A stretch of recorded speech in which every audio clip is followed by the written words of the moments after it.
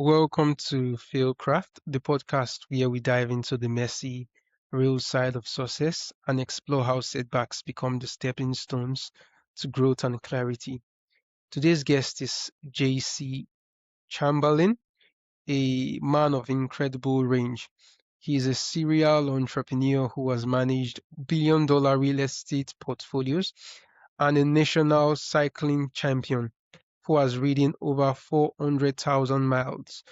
But his resilience was tested in 2013 when he survived a broadside hit by a car going 55 miles per hour while riding his bicycle.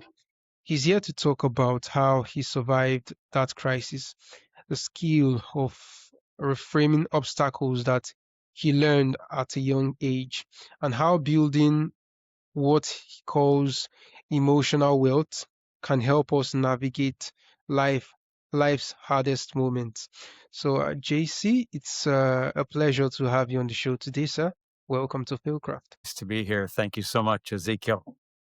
All right, let's dive in. You had a terrifying moment in 2013 where you survived a 55 miles per hour car crash while cycling.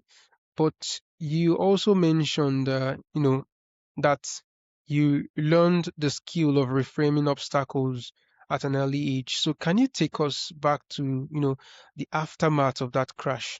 Did that, early skill kick in immediately, or did you have to fight to find the opportunity in such a violent physical setback? I think I can reflect on that from an early age. But in this case, each new challenge is, first of all, it's unexpected. And so you must reframe the challenge in the context of everything that you've learned so far. And what I learned in my early age was that when I saw an obstacle in front of me, I would reframe the situation into an opportunity. And I made life work of doing that because I had plenty of obstacles. Beginning with rheumatic fever when I was a 4-year-old, I was Hello. not a very healthy child, um, and I one of my heart valves did not heal correctly when I was 4, uh, and as a result, I had a heart murmur, which the doctors told me at age 6 that I would never be able to do sports. And I was very unhappy to hear that because a 6-year-old boy would like to just have a baseball bat and a glove and play baseball. And in my case, that was only a dream because they said I physically wasn't able to do that.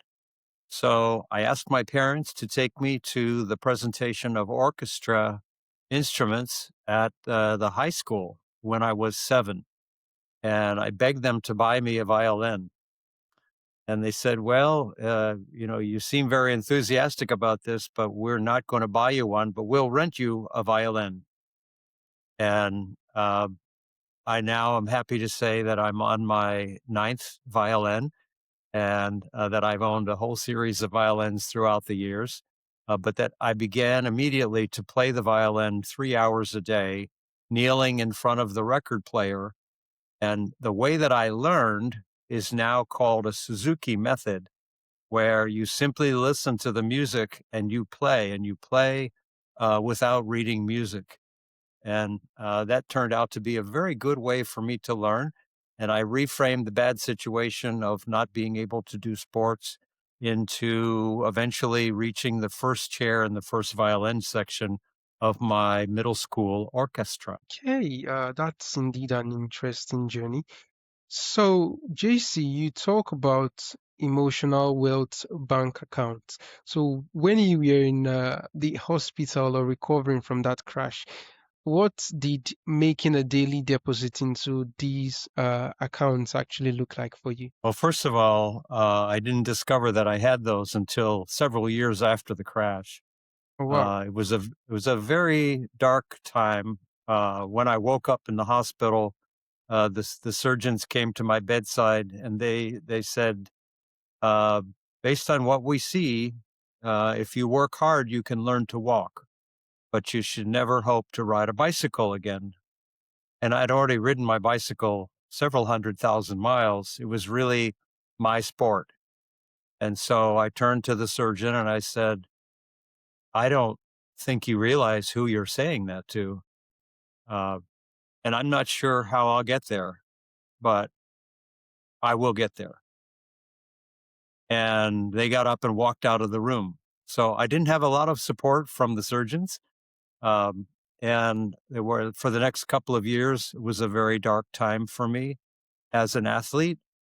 And little by little, I realized that the different parts of my life started to step in, and my friends and family and my coworkers and my church, my sport, they believed in me when I had lost hope myself.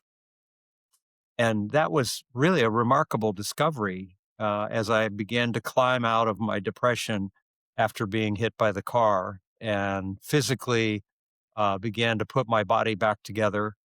I realized that I had paid it forward and that I had emotional bank accounts, that I had a positive balance, and that I could draw upon these in a time of need. And so that's where the concept of the emotional bank accounts came from. And then eventually defined them into the 7 parts of your life that are part of the emotional wealth framework. All right. Indeed, really fascinating framework.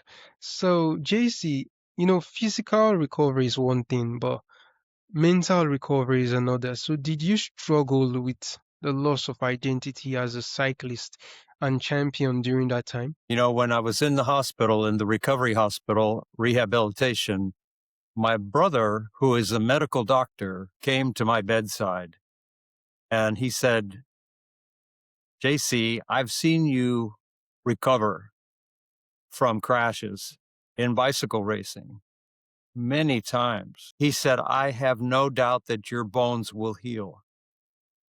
He said, what concerns me is that your persona of a champion will never be the same. And the tears just poured out of me because I think in my heart of hearts, I thought that he might be right and that I might never be a champion again. And that was very difficult for me to experience and to accept the possibility that my ego, which had been a very central part of my life as a bicycle racer, to have that self confidence that you can win is really the essence of winning. So little by little, I began to put my persona as a champion back together. All right. So, JC, I like to know, did surviving that crash change the way you lead in business? Did it alter your perspective on risk or what really matters in a $1 billion deal? I think we learn a lot about ourselves when we have a physical setback and a mental setback to go with it. Um, I believe that we're all energy, and I've believed that from a very early age, that we are part of one another, um, but we're responsible for our part. And my mother used to like to say, in times when we needed encouragement, don't worry, nothing is going to be okay. And what she meant was life is going to not be fair. And so we grew up realizing that you need to come to life over prepared. You need to be ready for anything. And I think that influenced my response to business, uh, managing exciting projects in real estate, taking on entrepreneurial work, early stage companies, moving and guiding entrepreneurs from the concept to customers and revenue. I think coming to life over prepared uh, gives us what we need. And my life was filled with those kinds of things that allowed me to be better prepared for these setbacks. Right. Setbacks, they often isolate us. So I'd like to know, how did you reach out to create community when you were likely at your most vulnerable moment? Well, when we're in a position of authority, people rely on us. So as I realized that I was in a hospital in trauma care, um, my mother was able to sit with me and dial the phone. And first I called my work and I said, I'm not going to be in for a while. I'm not completely sure what happened, but I'm in a hospital and I can't move. And so it's unlikely that I'll be into work anytime soon. And my boss said, you tell me your bank account numbers and we'll put your checks in. You heal up. Don't think about us. And I realized that I must have paid it forward, that I had a resource in that situation. So as I called these people, letting them know what I thought happened, that I might be out of commission for a while, I learned that these parts of my life were eager to step in and support me. And that's when I realized we have these emotional bank accounts. All right. So I'd like to know, JC, for the listener right now who feels like they have just been hit by their own boss, whether it's a health crisis, a bankruptcy, or divorce. So, what's the first small step you would tell them to take today to start reframing that disaster? I think we need to hold on to our dreams. And that's one big element of the emotional wealth framework. The dreams are what lift us out of bed each day and allow us to identify our goals and ultimately to achieve our goals. So, first of all, dream big. Don't ever let go of that because you will be knocked off course, and that will help you regain your navigation. The second thing is work small. So let's say you have a big goal or you've had a huge setback like a bankruptcy. Take the first step, get back in action, begin to recover the assets or build assets that will allow you to once again start a company. I think these are essential things to do when we have a setback. In my case, I had to learn to walk. Then I could ride an indoor bicycle. And then ultimately, a friend of mine brought me a tandem, and I rode on the back of a tandem. He helped me learn to balance again and eventually regain my fitness. So I think we have ways, we have to remember how we got where we were. And I think that allows us to get back from a setback. JC, that was very valuable, and I believe will be of help to someone in the audience listening. So, after a lifetime of cycling championships, business wins, and surviving near death, so what does being successful truly mean to you now? I think it's a process. I don't think success is a goal. Uh, there are natural aspects of continued success that allow us to have or accumulate assets or a reputation.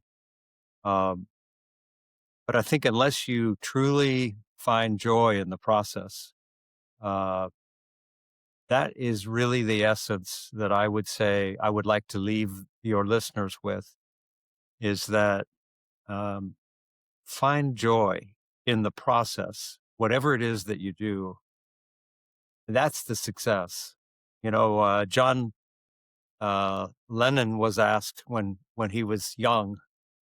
His teachers asked, "What do you want to be when you grow up?"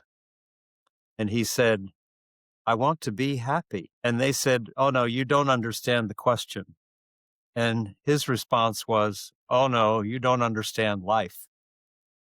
I think happiness is what we really, that is my definition of success. And that comes from enjoyment of the process. Great. JC, finally, for our listeners who want to learn more about you, your frameworks, and build their emotional wealth or connect with you, perhaps. So, where is the best place for them to go?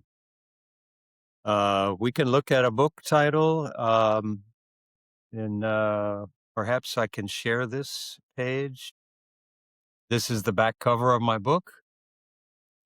These are the 7 elements of the emotional framework, Mm, beginning with your dreams, your health, learning wealth, earning wealth, giving wealth, love wealth, and spirit wealth.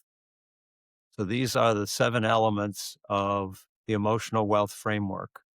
And the book is available on Amazon, uh, antidote antidotethebook.com, and you can click through there to receive a discount. all right, JC.